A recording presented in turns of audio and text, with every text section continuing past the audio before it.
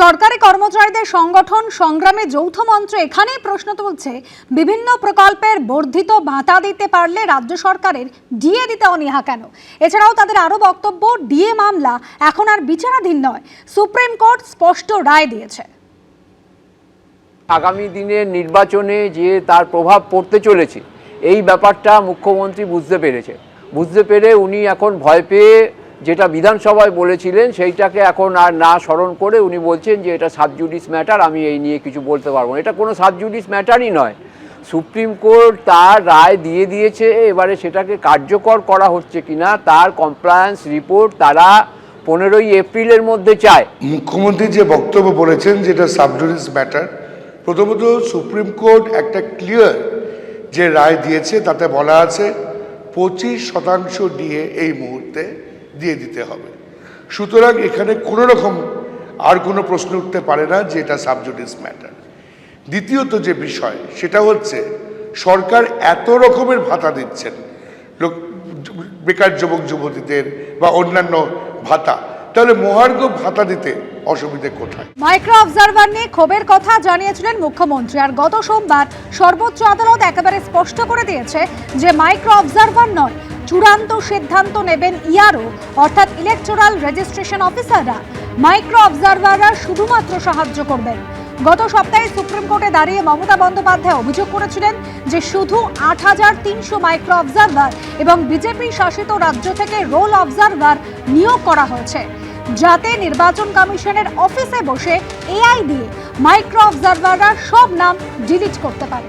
যদিও সর্বোচ্চ আদালতের এই নির্দেশের পরও মাইক্রো অবজারভার নিয়োগ নিয়ে জটিলতা কিন্তু এখনও কাটেনি। রাজ্য সরকারের দেওয়া ৮৫০৫ জন গ্রুপ বি অফিসারের নিয়োগ নিয়ে এখনও ধোঁয়াশা রয়েই গেছে।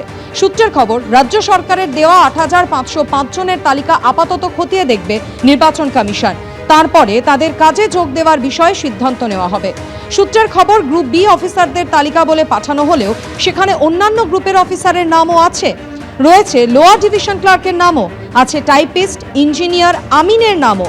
নির্বাচন কমিশন সূত্রে খবর, রাজ্য সরকারের কাছে জানতে চাওয়া হবে এরা সবাই গ্রুপ বি কর্মী কিনা। এদের মধ্যে অনেকে এইআরও হিসেবে কাজ করছেন, তাদের কিভাবে মাইক্রো অবজারভার হিসেবে নিযুক্ত করা হবে? সূত্রের খবর, সিইও দপ্তর থেকে রাজ্যের কাছে ওই ৮৫০৫ জন অফিসারের বায়োডেটা চাওয়া হয়েছে। রাজ্য সরকারের উত্তর না পাওয়া পর্যন্ত কাউকে নিয়োগ করা হবে না। কমিশনের সিস্টেমে লগ ইন করার জন্য এদের সবার নামে ইউজার আইডি এবং পাসওয়ার্ড ক্রিয়েট করতে হবে।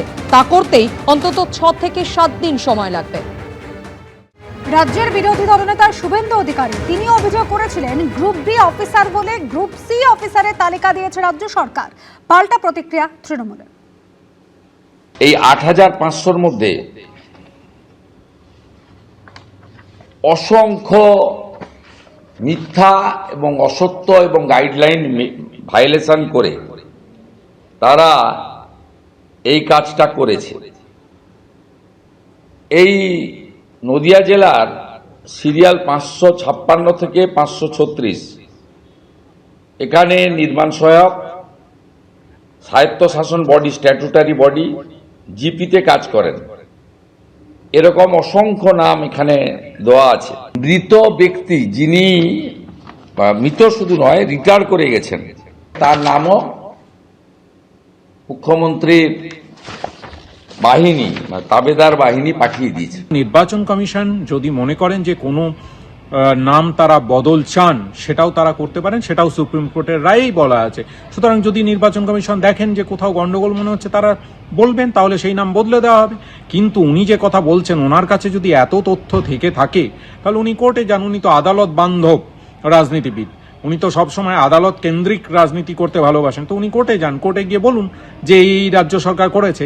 এই নীতি করতে গেলে আগামী ২৬-এর বিধানসভা নির্বাচনে যদি জিততে চান, বিরোধী দলনেতা হিসাবে থাকতে চান, তাহলে মানুষের রাজনীতি করুন। এই মাইক্রো অবজারভারদের নিয়েই সুপ্রিম কোর্টে মমতা বন্দ্যোপাধ্যায় তিনি আপত্তি তুলেছিলেন, আর তার অভিযোগের প্রেক্ষিতে রাজ্য সরকারকে গ্রুপ বি অফিসারের তালিকা দিতে বলেছিল সুপ্রিম কোর্ট।